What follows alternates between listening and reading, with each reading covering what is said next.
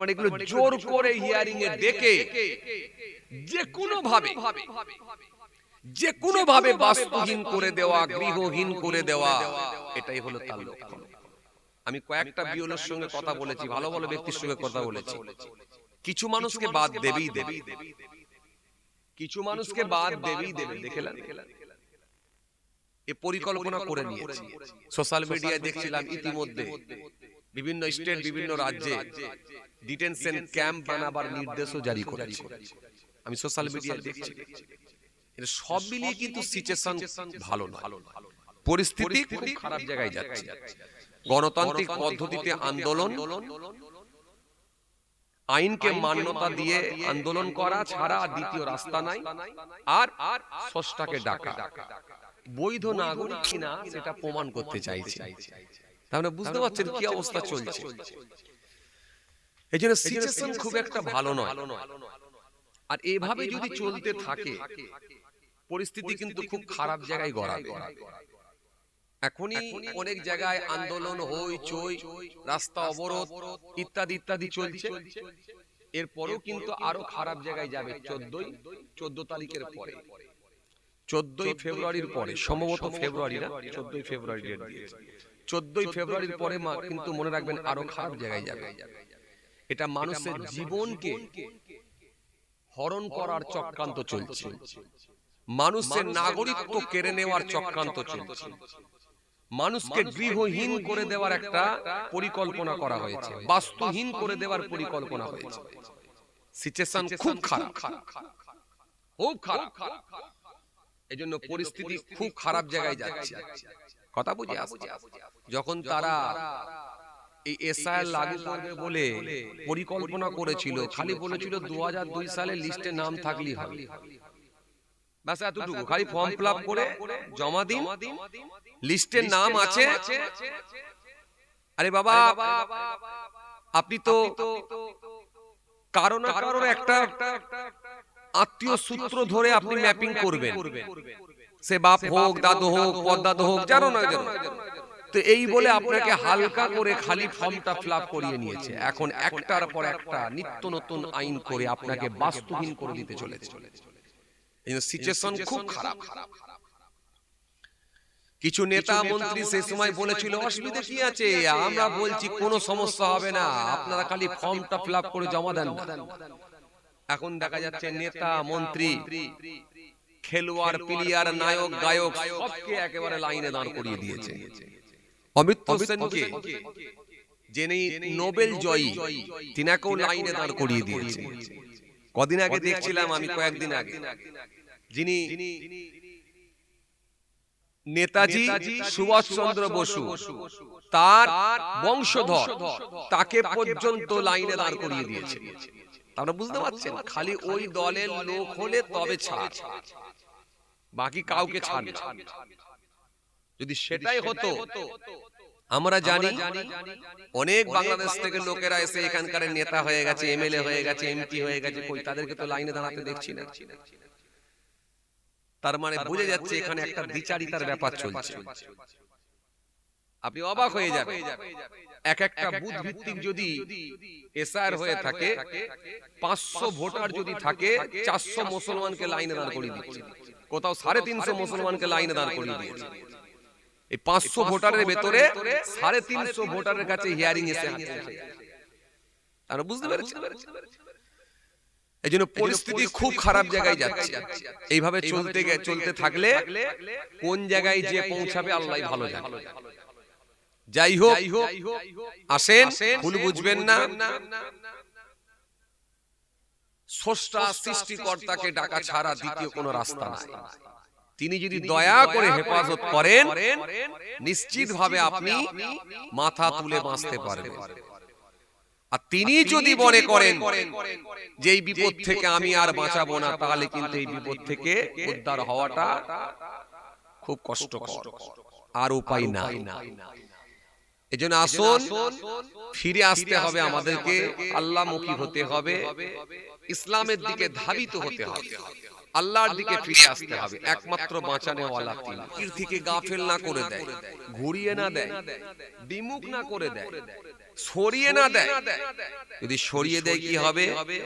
ওমা ইয়াফআল যালিকা ফাউলাইকা হুমুল খাসিরুন, অবশ্যই তোমরা ক্ষতিগ্রস্ত হবে। সব থাকার পরও কিন্তু শান্তি আমি তুলে নেব।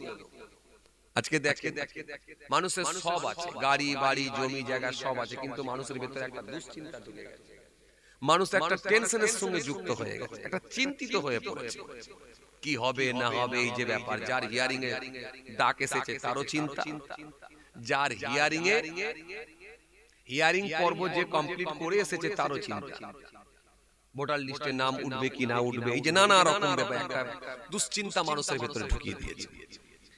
কথা বুঝে আসছে?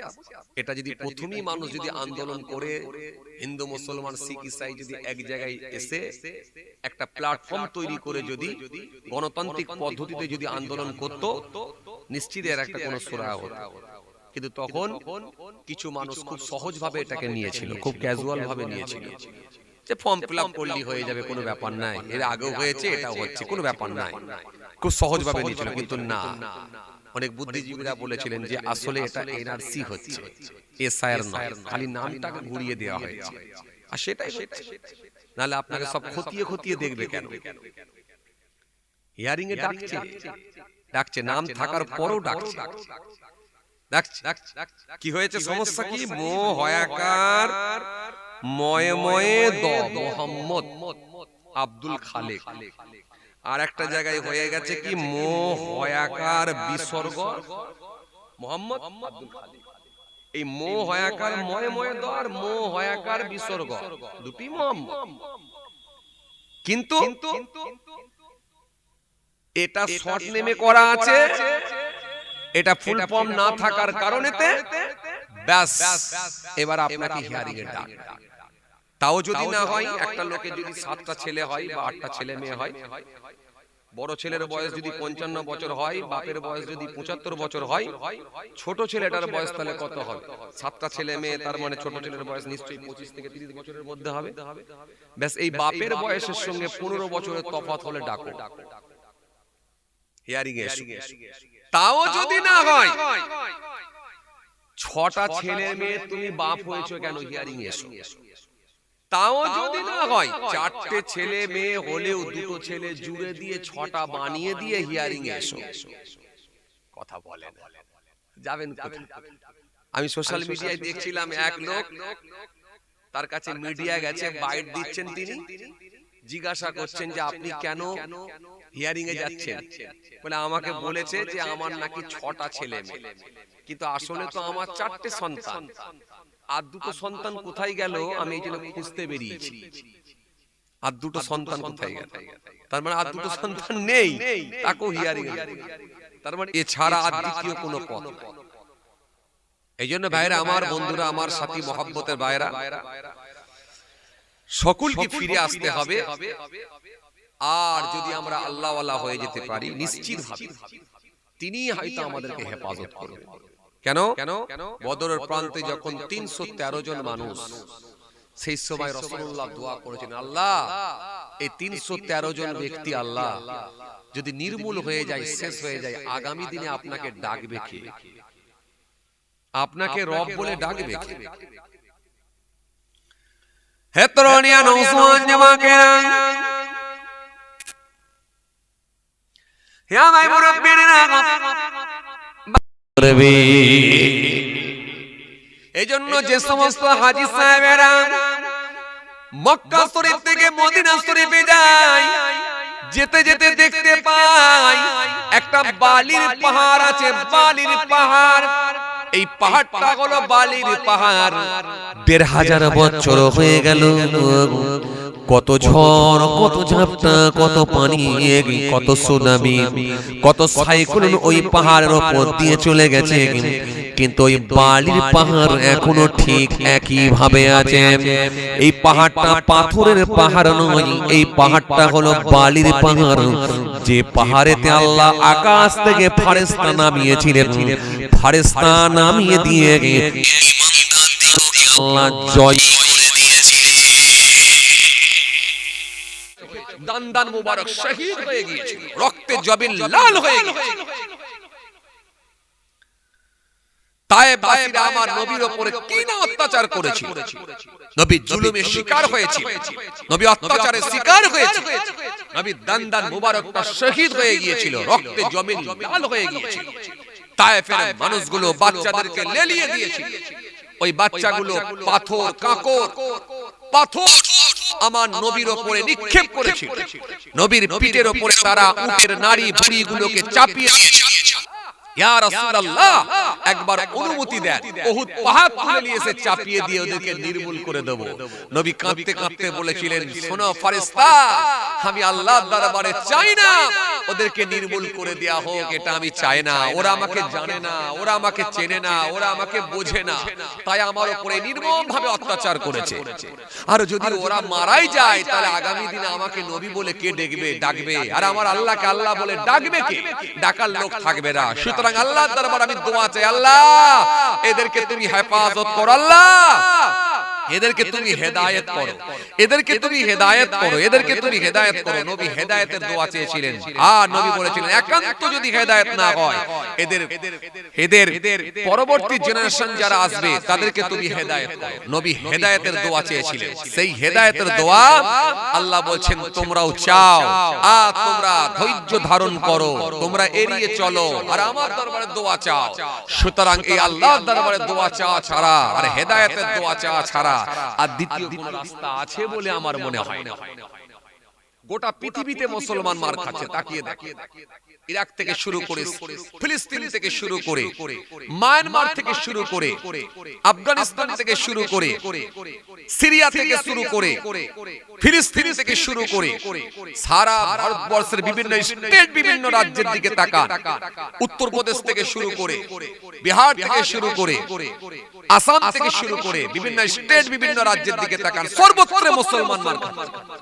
অথচ একটা শ্রেণীর মানুষ তারা মিডিয়াকে কন্ট্রোল করে, টাকা পয়সা দিয়ে মিডিয়াগুলোকে সব কন্ট্রোল করে, টাকা পয়সা দিয়ে মিডিয়াকে কিনে তারা ফেক খবর ছড়িয়ে দিয়ে, মিথ্যা খবর ছড়িয়ে দিয়ে তারা সর্বসময় ভুল ব্যাখ্যা করে, অপব্যাখ্যা করে মুসলমানদেরকে সবসময় হেয় প্রতিপন্ন করার চেষ্টা চালায়। অথচ মুসলিমদের কি তারা জঙ্গি, আতঙ্কবাদী, টেররিস্ট ইত্যাদি ইত্যাদি বলে চিহ্নিত করে। অথচ দেখেন গোটা পৃথিবীতে মুসলমান মার খাচ্ছে, সব সর্বত্র মুসলমান মার খাচ্ছে, তারপরও এদেরকে সব সময় খারাপ বলে চিহ্নিত করার চেষ্টা চালায় মিডিয়ার মাধ্যম দিয়ে একটা শ্রেণীর মানুষ। আমরা দেখতে পাই পশ্চিম বাংলায় অনেক ঘটনা এরকম ঘটেছে। কোথাও দেখি আমরা বোরখা পরে, কোথাও দেখি যায় বোরখা পরে কোনো অসামাজিক কাজের সঙ্গে যুক্ত হতে চলেছে, যখন সেগুলোকে মানুষ ধরতে পেরেছে, ধরে যখন তাকে টানা হিচড়া করে বোরখা খুলেছে, দেখা যাচ্ছে সে বোরখাটা খোলার পরে দেখা যাচ্ছে সেটা কোনো মহিলা নয়, একটা পুরুষ মানুষ। আবার যখন দেখা যাচ্ছে পুরুষ মানুষ, তখন পুরুষটাকে যখন জিজ্ঞাসা করা হচ্ছে তোমার নাম কি, তখন দেখা যাচ্ছে কোনো মুসলিম সম্প্রদায়ের লোক নয়। তার মানে বুঝে যাচ্ছে কি অবস্থা চলছে। কোথাও দেখা যাচ্ছে আমরা দেখতে পাচ্ছি সোশ্যাল মিডিয়ার মাধ্যম দিয়ে মূর্তির মুন্ডু ভেঙে দিচ্ছে, মূর্তির মাথা ভেঙে দিচ্ছে, দিয়ে মুসলমানদের উপর চাপিয়ে দিচ্ছে। যখন আবার ভালো করে পুলিশ প্রশাসনের মাধ্যম দিয়ে যখন ভালো করে খোঁজ খবর নিয়ে যখন তদন্ত করে যখন অ্যারেস্ট করা হলো, ধরা হলো, দেখা যাচ্ছে ওটা কোনো মুসলিম সম্প্রদায়ের লোক নয়, দেখা যাচ্ছে তাদেরই দলের লোক।